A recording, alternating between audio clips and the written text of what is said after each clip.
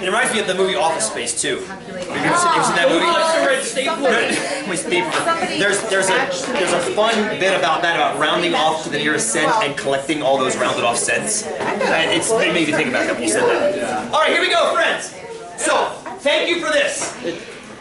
Did anybody predict, or did you hear what Carrie and Aaron said about what question am I actually asking here? I'm not going to have you put this data into your TIs. I think we've got the mechanics down now. The TI is now doing it. So the question now is, what are we trying to show here? What's trying to be shown here with our data? What do you think? What's being shown? The average size? Of what?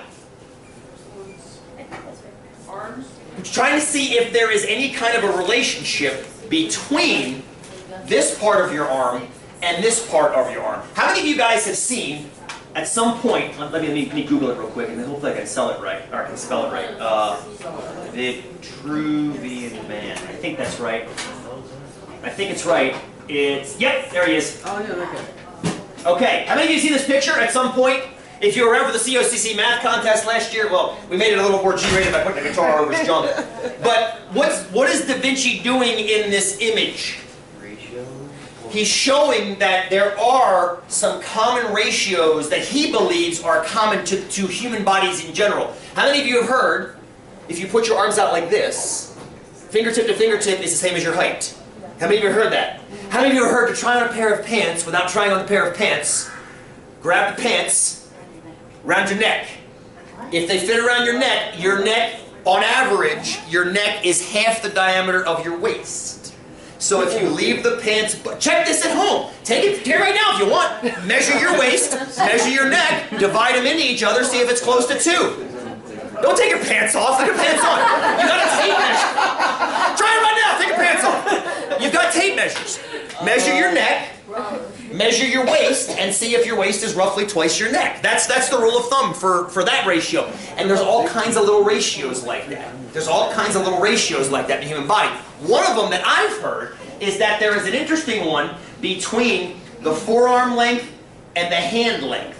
Now, what I've done up here is I've placed your guys' data results using the data record. Let me make sure I've got them all. It doesn't look like there's all up there yet. We're just select data. Yep, it's got them all. It's just we have a bunch of repeaters. There's a lot of repeating data in here, like 711, 711, 710 shows up a couple times. This line would be the best fit line between them. Okay, if you did the linear regression, Excel does it too. That's the equation of it. Roughly 0.7x plus 5.5, which means if we want to have a relationship between the length of your hand, which is A down here, and your forearm, which is B up here, the relationship between them is take A, your hand length, multiply it by 0.7, and add about 5.5 inches to it, and that becomes the predicted value of B. But that didn't satisfy me, because what I heard was that there's a relationship between these two numbers that is equal to something called the golden ratio. I've got a quiz for you guys for a couple weeks on this. The golden ratio is a pretty neat mathematical concept that seems to show up quite a bit in your lives. You guys have credit cards? If you measure if you don't, that's okay. Driver's license. Driver's license, anything that fits in your wallet shaped like a credit card or driver's license, the dimensions of those cards, if you measure the long side to the short side, is roughly in this number 1 plus the square root of 5 over 2. Don't worry about why that is. The quiz adjusts why it is.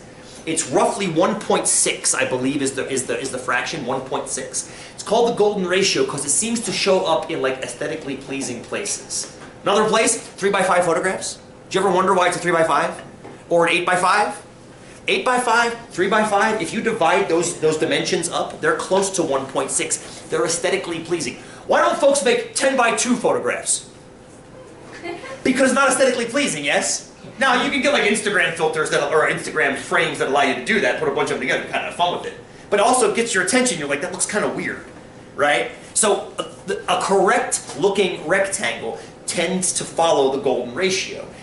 As does, the theory goes, a correctly proportioned human arm. So what I was trying to see is there any kind of a relationship that I can see? So here is an interesting way of looking at it. That's that number I told you about. Like I said, I've got a whole quiz about this number, should you choose to do it in a couple weeks. It's a fun, you don't have to, friends, it's totally fun. It's just like, the hell with this, it's got a square root in it. That's a weird squiggly thing. But the squiggly thing, where? Oh, this? Yeah. That's phi. That's the Greek letter phi. The golden ratio has a Greek letter, it's called phi attached to it. I don't know why, it just is, maybe somebody in YouTube world knows it, can post a comment. I don't know why it's called phi, I've never researched that. It's equal to this number, which is tied back to this rectangle, which the quiz will explain in great detail. But what it has to do is, this dimension right here, that's roughly the dimensions a credit card is in. Roughly the dimensions a driver's license is in. Roughly the dimensions a 3x5 or an 8x5 photograph is in. It's a very appealing dimension. Your TI screen that you're looking at, not your cell phone screen. Your cell phone screen's close. Your TI screen is closer. If you measure the width of the TI screen in pixels and the length, it's 94 by 62. 94 divided by 62 is almost exactly that. Why? Why not just make the damn screen square? That's what I asked. I sent him an email years ago. Why isn't this square? Mathematically, it should be square. Because if it's square, that means 1 this way is the same as 1 this way. And they said, because it's not as visually appealing. And I said, that's it. visually appealing. Well, that's okay. They'd say it'd be... It's awesome. They'd say it'd be even less visually appealing if it was in a square. And it'd be bigger. That's fair. It'd be bigger too, or the buttons would be smaller, right? So the idea now is, what I'm looking for is I'm looking for this number somewhere. So in other words, according to this number 1.6, we should have this guy being 1.6 times this guy. I want to see if that happens on our arms on average. I'm going to take each of your forearms and divide them by your hand measure. Let's see what these come out to be. These are really small, aren't they? Let's make it bigger. 24. I'm going to drag this down. Okay, those are our numbers right there. Those are our numbers. We get 1.5, 1.4, 1.6, 1.4. I'm going to average these.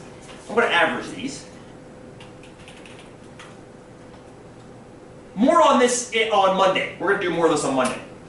We get an average of, well, a little bit smaller, 1.43. But the idea is, you got to remember what Alicia said earlier. That 1.43 isn't exactly 1.43. There's a plus or minus on it, yes? There's a plus or minus on it. Again, this is getting into a little bit of statistics. 1.43 isn't that far from 1.62. It's probably within the plus or minus, which means we can't disprove the golden ratio theory on the arms. If we had gotten a number like 3.6, well, first of all, we drag our knuckles on the ground, yes?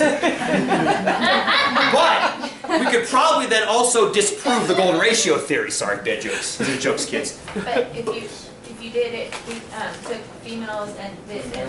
Break them, males, females. I've never seen that theory, males versus females. It's a human thing. Much like if you measure the bones in your finger, same theory applies. Successive bones in the finger are golden ratio proportioned. But if you look on the numbers on the side there, the ones that are closest to, I'm assuming would be males. Correct, but proportionally the same. I'm guessing the larger ones are males too, just because on average, males are larger than females. However, watch this. This brings up a good point, Tammy. Thank you for saying this. I just collected this in class yesterday in 243. Hang on, I'll show you this. If you look at bogeys. Oh, hold on. Read only, that's fine. These are heights of the girls and the guys in my Math 243 class. Now clearly the average height, this is a lot to look at in a minute, but these are the heights of the girls. The blue are the heights of the girls. The red are the heights of the guys. Notice the spike at about 5'3", 5'4" for the girls, and there's a spike at about 6 foot for the guys. Well, on average, the girls are about 6, 7 inches shorter than the guys, yes? On average.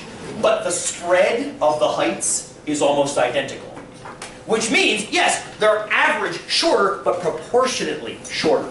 It's not like they're just shorter but the same width. They're shorter, you see what I'm saying? All the dimensions follow that drop. So that's why it doesn't worry me, Tammy, about that being different, because proportionally it's the same. Fair?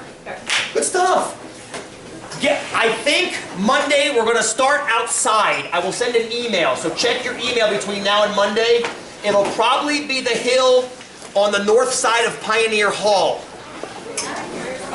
Pioneer Hall is not far from here. Well, actually, let me ask you a question. Would it be easier to get to Pioneer Hall or Grandview Hall? Pioneer. Pioneer's less uphill. It's like, yes, that's a stupid question. So check an email. I'm probably going to have you guys meet outside Pioneer Hall. I'll also try to get a classroom in Pioneer for that lesson, so I don't have to walk all the way back to here. Actually, no, I can do that. I get the chocolate auditorium. That'll work beautifully. Phil, did you look?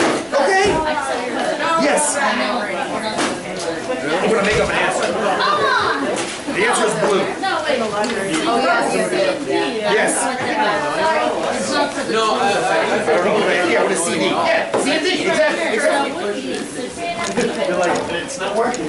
See, answer your own question. Just talk it out. Good. You should talk to Francis. I know, but you're yeah. If you're unsure, you got two choices. Thank you.